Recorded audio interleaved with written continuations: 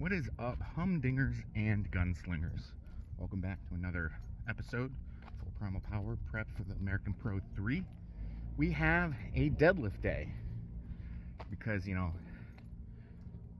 we're good at doing deads and getting heads. When was the last time you got head? They don't need to know that. And we're still trying to figure out our conundrum of how to properly schedule myself with my quote-unquote newfound freedom of unemployment and trying to navigate getting contract work in order to, you know, afford food, bills, medical expenses, things like that. But so we woke up today, and at the end of the last video we said that we were going to try and get an early start on things. That did not happen. We got to a later start than ever on things. And part of that is one of the medications that I'm on, Seroquel, which I use because I get panic attacks going to sleep, and makes me sleep extra hard. So it makes waking up even harder. And so I'm gonna try and get an adjustment on that. But we had breakfast a little later than I wanted, and I'm out with Buddy right now. He's being a good boy. He's on high alert. Sorry about that. Buddy was on high alert because we were approaching an elementary school, and Buddy does not like children. He's not learned that he's not allowed to eat them yet. There was also two dogs just with their owners doing the lady thing where they just sat and talked. And so we've changed directions, and we're gonna go a different route for this walk. And so the game plan for today, we had breakfast, we're gonna take Buddy for a walk, and then hopefully the breakfast will have digested enough that I can consume my pre-training meal and then go train, come home, eat my post-training meal, and get going on the work that I have to do today. So that's the plan. And right now it really sucks for walking. Buddy, yo. There's so many dogs out.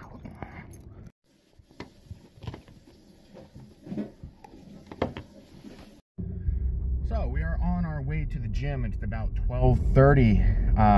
Yeah, we got off to a super late start, and I took Buddy on like a 45-minute walk because he is a super toddler. He was a pain in the tuchus when we first got him. So I decided, you know what? The experts say they're just tired and they need to go on a walk. So I would take him on a walk until he'd get tired, and then the walks kept getting longer and longer and longer, and now he goes on about 2 hours worth of walks every day. And I was unable to bring him on either walk yesterday because that's how far off plan my day got. So let's just say he was a bit of a menace trying to go to bed. And then this morning he just laid there and he was like, I've never done anything wrong my entire life. Do not wake me up. Hounds. But we've got deadlift day. We've got there's two variations of deadlifts that we've got today. I know one of them's paused, and I don't know what the other one is. It might just be straight up missionary position deadlift, but I believe they're both deficit. Now, deficit deadlifts suck dick. That's just plain and simple. You are doing deficit deadlifts, might as well have a cock in your mouth, because you're going to be chewing on some gravel and it's not going to be super pleasurable.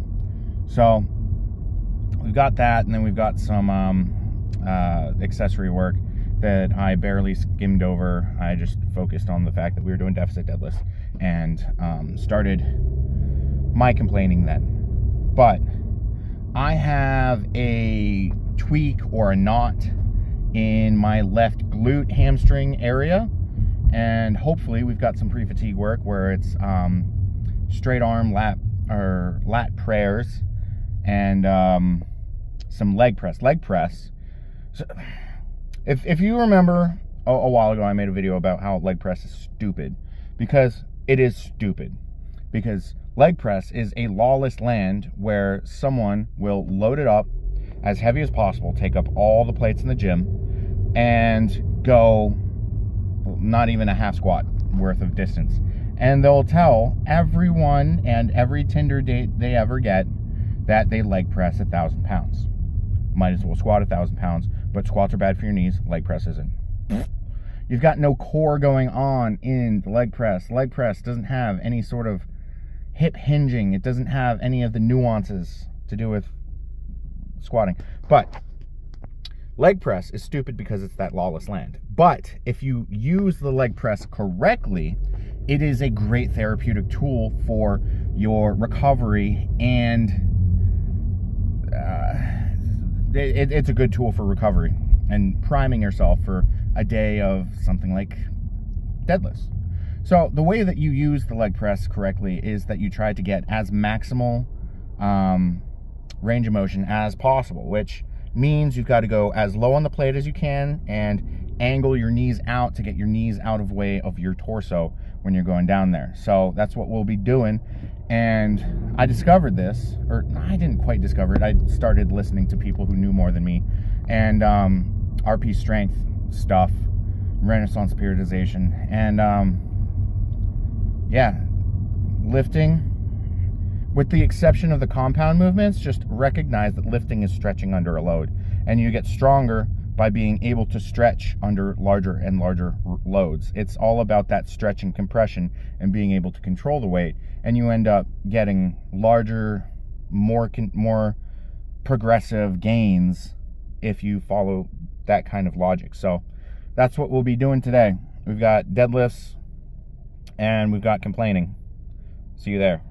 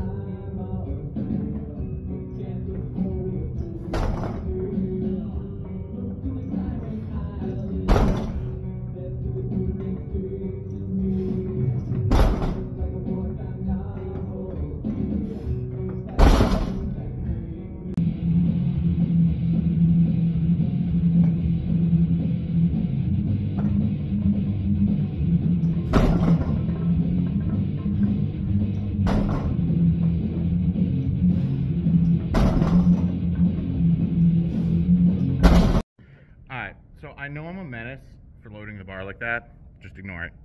Just let your feelings just namaste.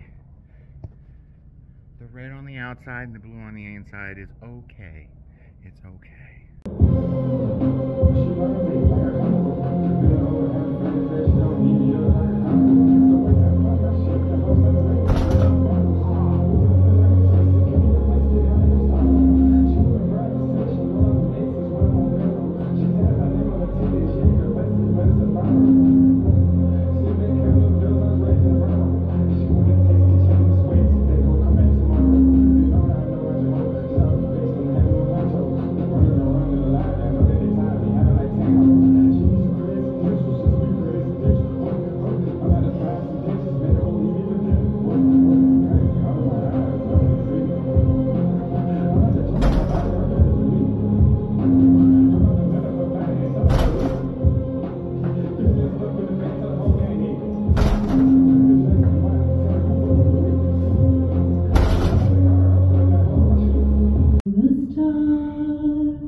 are all alive.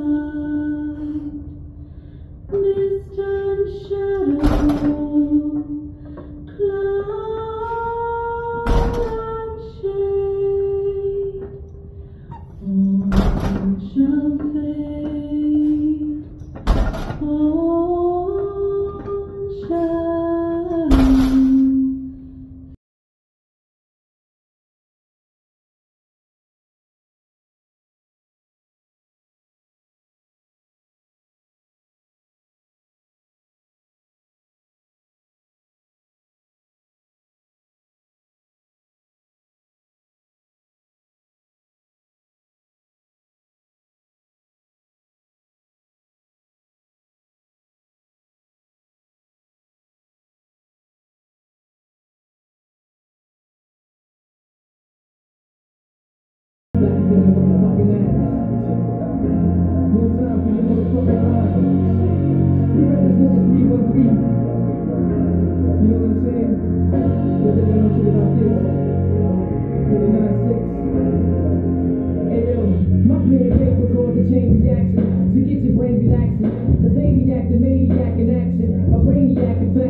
You made me lack attraction. You look insanely whack with just a fraction of my tracks run. My rhyming skills got you climbing hills. I travel through your mind until your spine like siren drills. I'm climbing hills and roaches with rated disinfectants, twisting X and rappers to this spinal column disconnect. Imitator, intimidator, simulator, simulator of data, eliminator. There's never been a greater sense of aerial to Jesus. Fuck around and get all the venereal diseases. My thesis is snatch stereo to pieces. My acapella releases, masterpieces through telekinesis. It eases to mentally, gently, sentimentally, instrumentally, with entity, mentally, infinite. You learned the hell while I was simpling. I went to the circuit and sentence from murdering instruments. Now I'm trying to repent from it. But when I hear the beat, I'm tempted to make enough to attend to it. I'm infinite.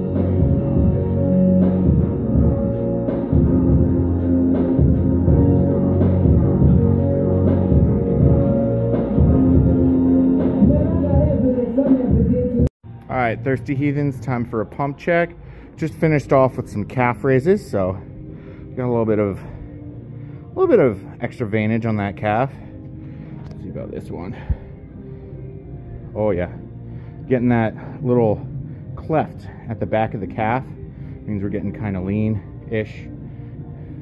I mean, we didn't do any. I don't know how to flex the hamstring. I don't know, because it was a deadlift day, so I'm hamstring and glutes, I guess.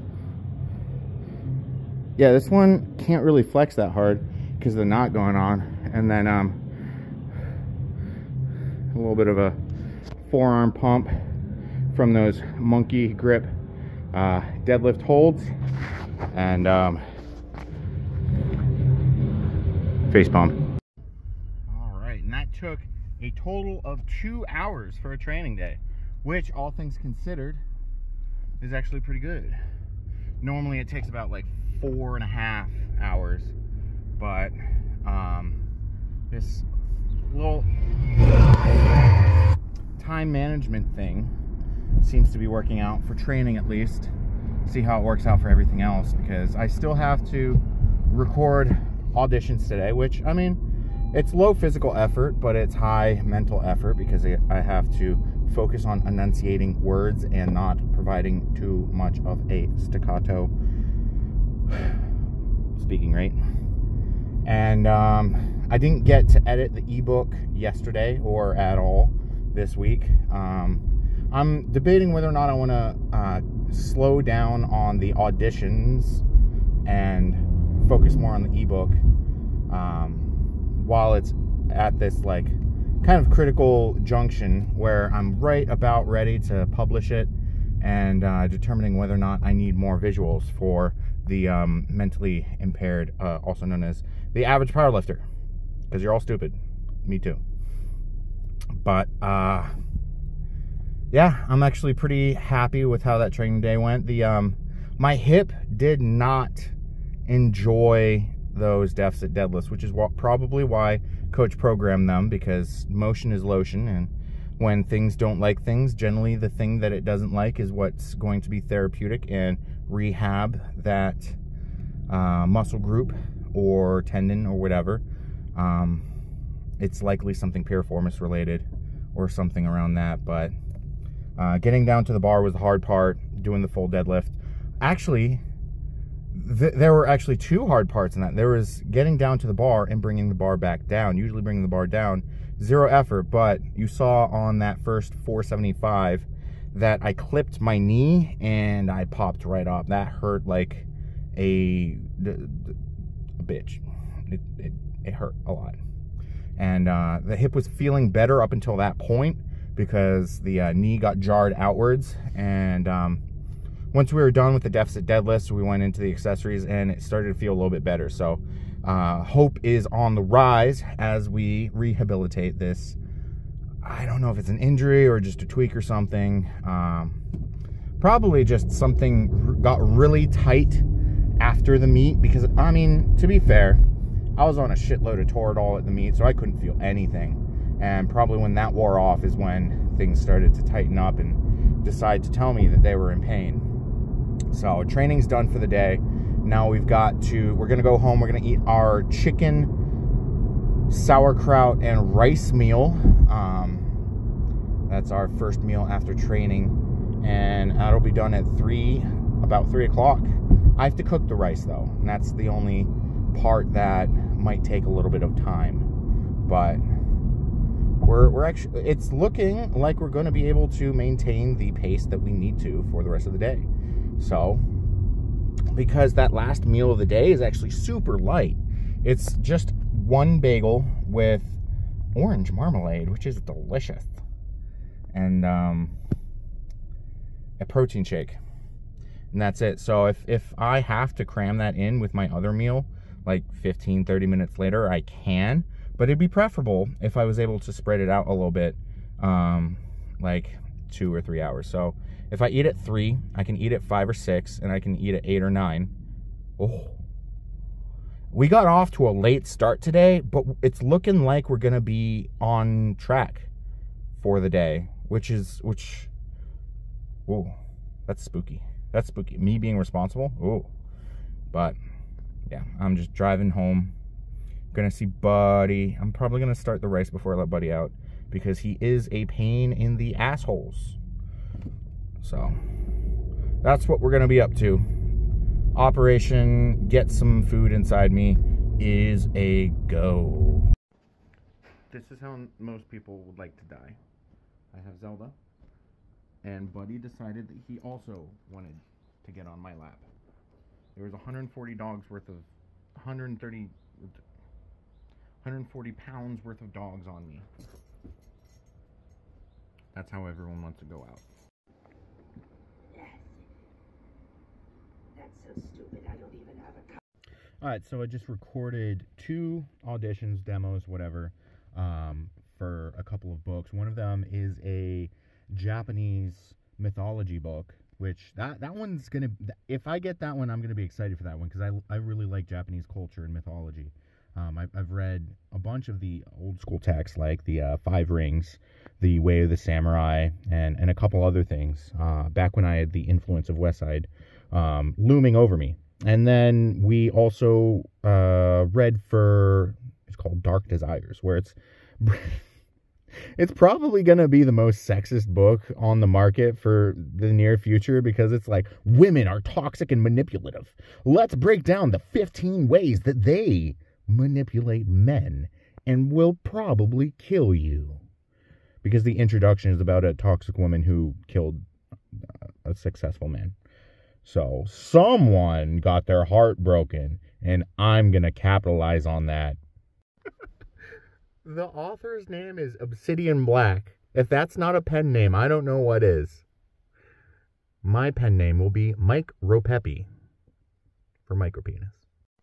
So, like, I'm reading for Troll's Bane, which is a book, an hour-long audiobook that could potentially pay $200 to $400. And it's supposed to be set in, like, old Viking times, but it's like, my Scandinavian accent is just, it just sounds gay. It's like, Ansa and Bolly and the witch they fleet Orpha are trapped in the ogre's cave. Ansa lets a sling bullet fly to open the climactic fight scene. Behind them, Orpha is chanting a spell. Bolly charges out of the cave, hoping to give Ansa and Orpha a chance to escape. That just sounds gay. And I'm pretty sure the author doesn't want this, like, epic tale of this 18-year-old and his vagabond mercenary delivering a ancient Trollsbane weapon to be read by, what is it? A gay pirate. Like, I could do that, but I'm pretty sure he'd say no. But, do I just add something at the end? Be like, oh, also, if you wanted me to just read it in a Scandinavian accent the entire time, here's what scene 3 would sound like. Cole dodged at the last moment. Maybe his eyes would have been could make out enough to know danger was coming. Or maybe he just had a sense. Either way, he turned to his side and let that bullet fly right into Grumpy's guts behind him. Like, it just sounds so gay. Why does my Scandinavian accent just sound gay? Face down, ass up. That's the way he likes to pup. In this bowl, we have 220, I believe, grams of 90-10 beef, 350 grams of rice, and 70 grams of guacamole. Now, assembling this meal was emotionally taxing because I have a little guy, a little buddy. Hey, buddy. Come here, bud. Come here. Buddy, come. Okay, he's mad at me. He doesn't want to come. Come here. Right here. Right here. Come here, bud. He's mad at me. I'm going to show you a picture of his face when I was preparing this meal. Because, let's just say, I felt guilty at the face that he was making. So I gave him some salami as a treat. Because my heart was breaking. So, one more meal after this. We recorded 3 demos and a sample for the audiobook narration, and we're branching out. We're not lowballing ourselves as much anymore. I've been able to compare my own voice to the other voices and the rates that other people with similar voice styles are charging. And I'm like, oh, I am lowballing myself. And that's not necessarily a good thing. You want to keep there are authors that want cheap. There's authors that want quality, and they're not the same. So, I mean, not necessarily the same. Everyone wants good quality, but the ones who want cheap actually want higher quality than the other ones. The higher quality audiobooks want just someone to read it and it to be accurate and it to be expressive and like an experience for the reader. So we're gonna eat this meal. Gonna watch some. I don't know what I'm gonna watch. I don't watch too much TV. I have a lot of time to watch TV right now. I have been watching One Piece on. For some reason, there's 2 Netflix accounts that I mooch off of, and I've been watching One Piece on the other one that I don't have access to on this television. So I'll figure it out. Probably Eden Zero.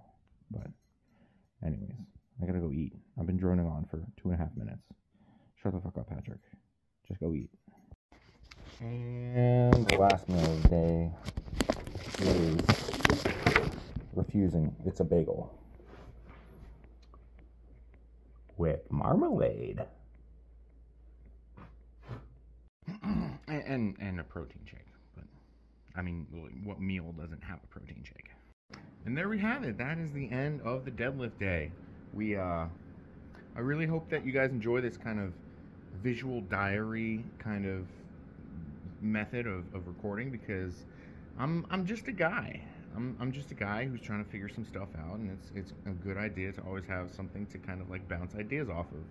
So a lot of times when you verbally speak things, it becomes processed differently than if you just let it mellow inside your head, which is why whenever you have like lists of things to do for the day, it's a good idea to either speak them verbally or write them down. Probably write them down a little bit better, because still you'll have a physical representation of what you got to do for the day. So I hope you guys enjoyed the video. Like, comment, subscribe, and let me know what you guys think about literally anything. I'm always in the comment section. I'll reply to everyone. So have a wonderful day. Goodbye.